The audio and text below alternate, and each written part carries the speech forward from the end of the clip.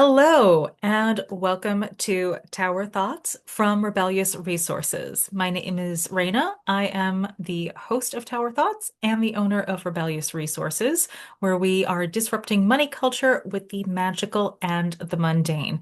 Now, you might be asking, what exactly is money culture? What are you talking about? So glad you asked. Money culture is pretty much all of the shenanigans that we see going on right now. It's where a few people are at the top and everyone else is struggling underneath.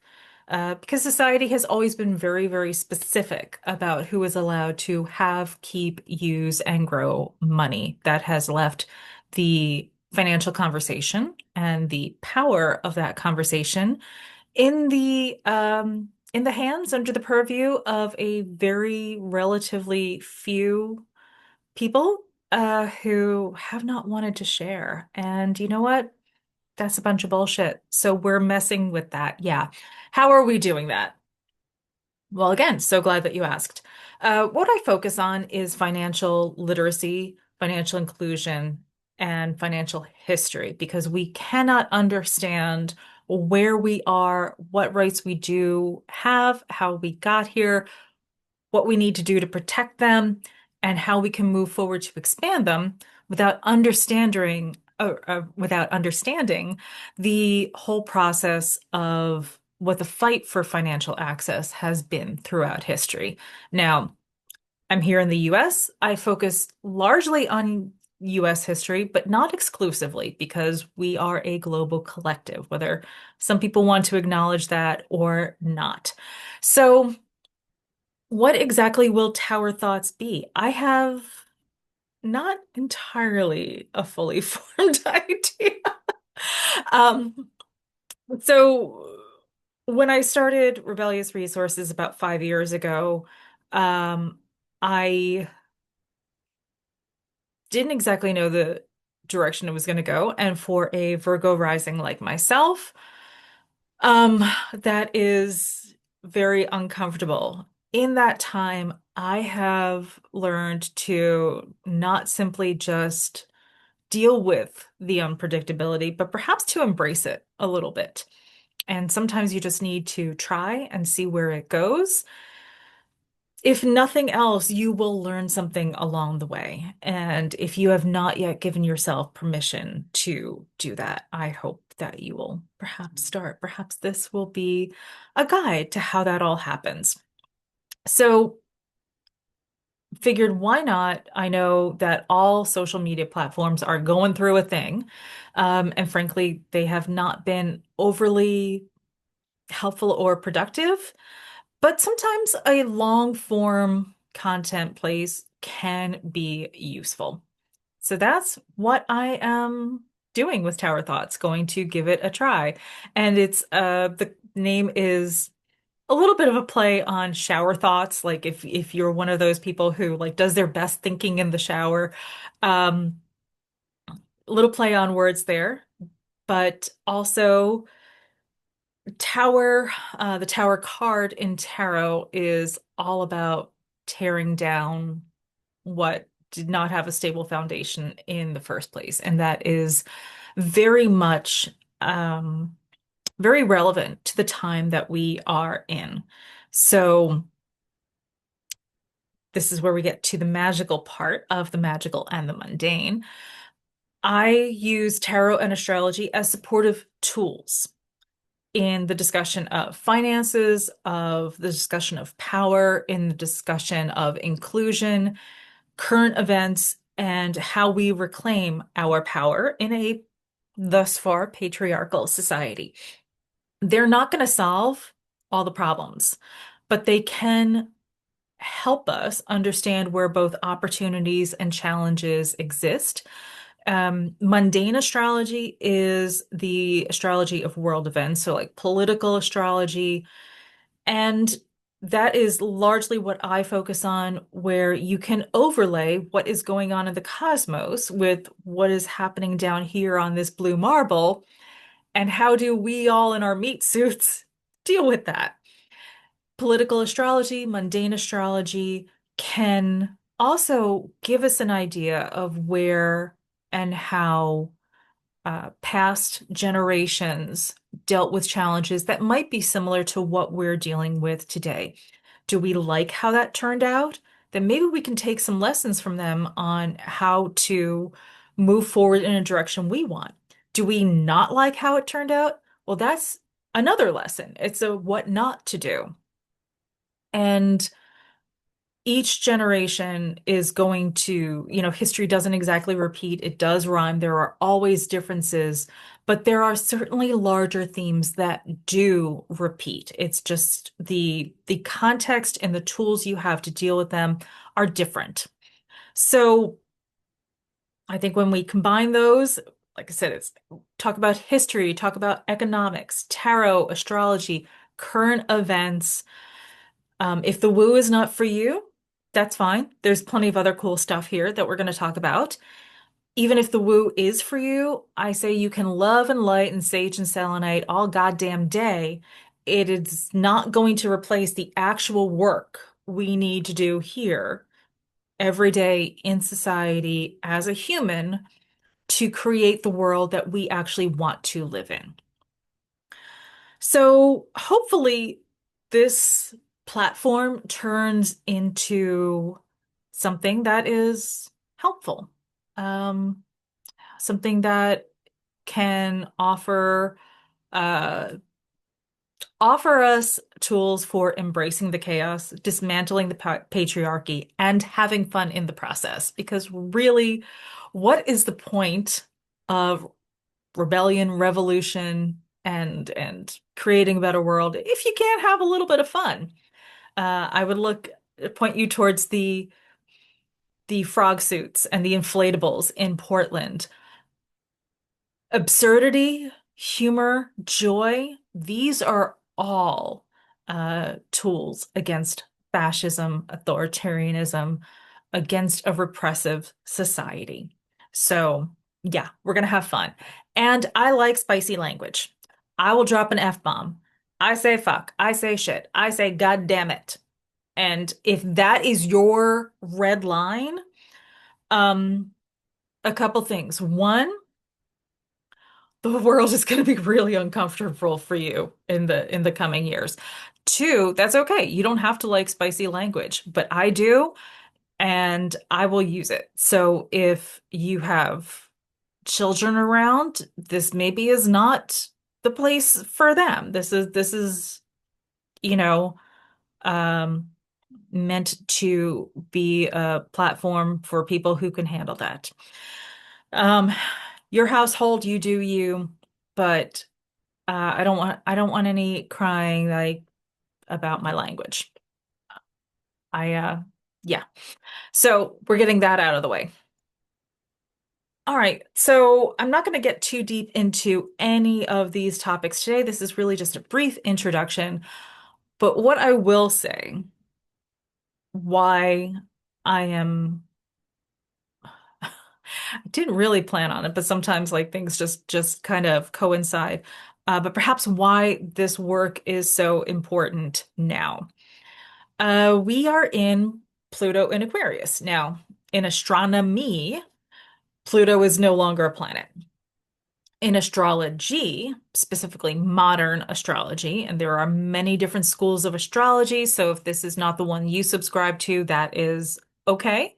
I'm just telling you how it works in this land. Um, Pluto is recognized as a planet and a very powerful one. I heard someone describe it, and I unfortunately cannot remember it is because I would love to credit them properly, but someone described it as a tsunami at the speed of a glacier. It's our farthest out planet. It is very, very slow moving. It takes an 16 to 30 years, anywhere in that range, to move through one of the 12 zodiac signs. Just moved into Aquarius. It is going to be there for 20 years. What does Pluto do? Pluto is the planet of transformation. It tears down what no longer works. It tests the fences so that you know where the weaknesses are and how to build back better. These are tough lessons. These are generational lessons. These are lessons that happen not just on a personal scale, but really on a global scale. We are Aquarius is a fixed sign. It's a an air sign, although I say it is the wateriest of the air signs, but it is an air sign. Air rules communication, ideas, creativity. Fixed is about doing the work. When we put those together, well, let's just look at another time in history where Pluto was in Aquarius. You've probably heard of the French Revolution. That was a Pluto in Aquarius time. The end of the American Revolution also began. The American Revolution itself, the Declaration of Independence, was written when Pluto was in Capricorn, which is the transit we just came out of. But the end of the actual fighting was part of Pluto in Aquarius, and our Constitution, our current form of government, was created during Pluto in Aquarius. Fun fact, Constitution is not our original founding document, and it's not our original form of government. That was the Articles of Confederation. And we here, when I say we, I mean the US, we had a much looser um, bind between the states. It was really more like a Eurozone type concept where strong states' rights, very loose, weak federal government. That's understandable, knowing that you had just broken free from a monarchy. We didn't want to give anyone power control. It didn't work out. It was not doing what we needed it to.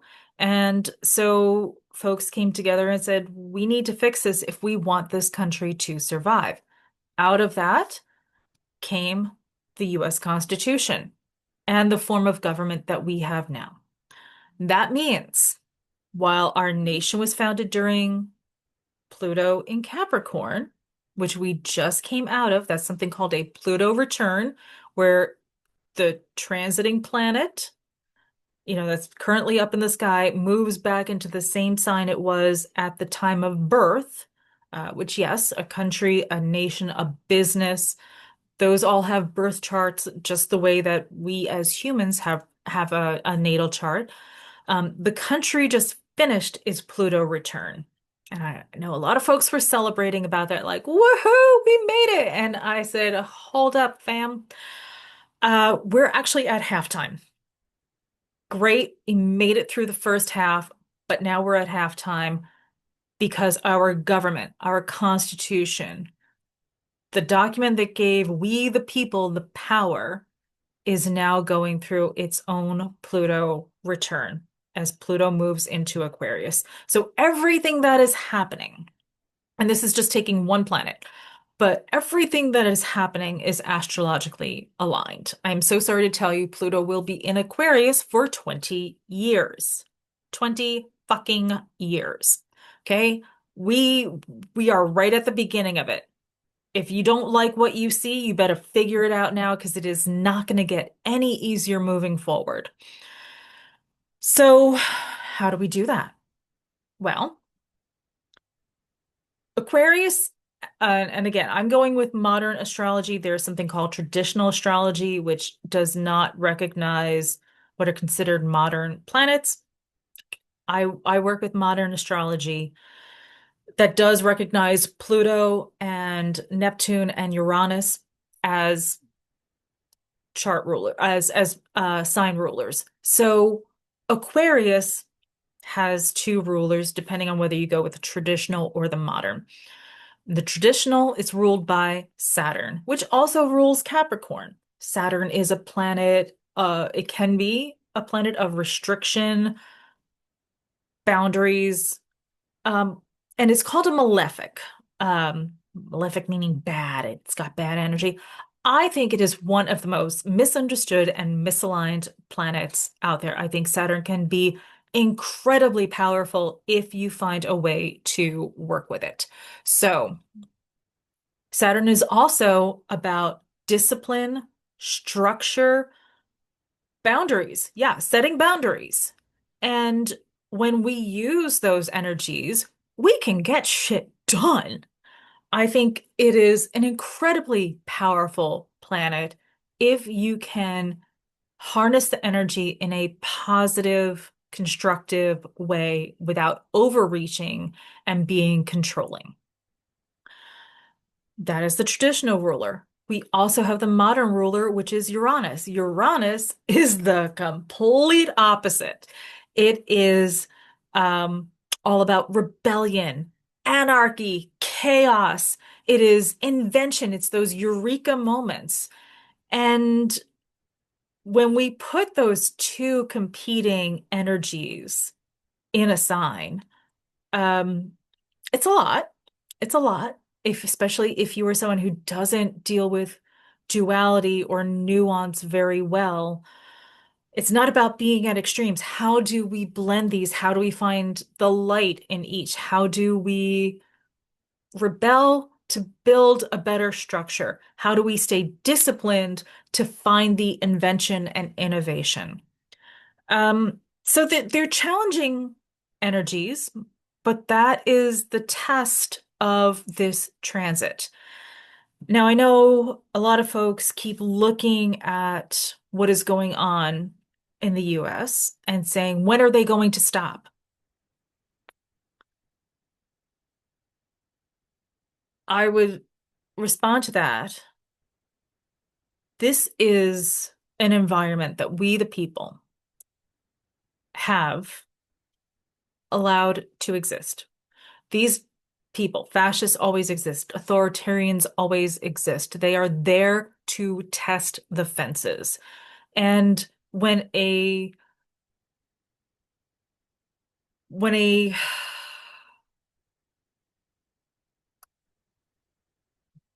we the people are strong, we come together and we say, no, no, no, not today, Satan. This is not happening. No, no, no.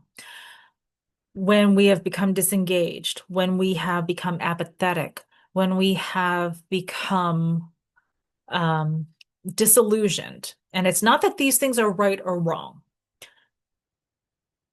but when we get to that point and we stop engaging, we stop paying attention to exactly who is on the ballot at all levels, when we don't take the precious gift of being able to vote, of being able to run for office, of being able to have a say in our communities, our state, our federal government. When we lose sight of that, then people we might not want can move farther up the ranks. The Constitution itself has an incredible framework. And I know that, look, part of financial history is talking about the ugly shit too. And we have a Patreon account where we do a lot of that talking, going to be talking more about it here. Can't talk about it on Instagram because they will boot me off the platform again. Um, but it's not sugarcoating anything. You want candy, go buy M&Ms. It's not negating any of that. It's talking about how do we acknowledge that? How do we learn the lessons from that? And how do we move forward in a way that is more inclusive, that is more fair and equitable and balanced? How do we move forward to create a more perfect union?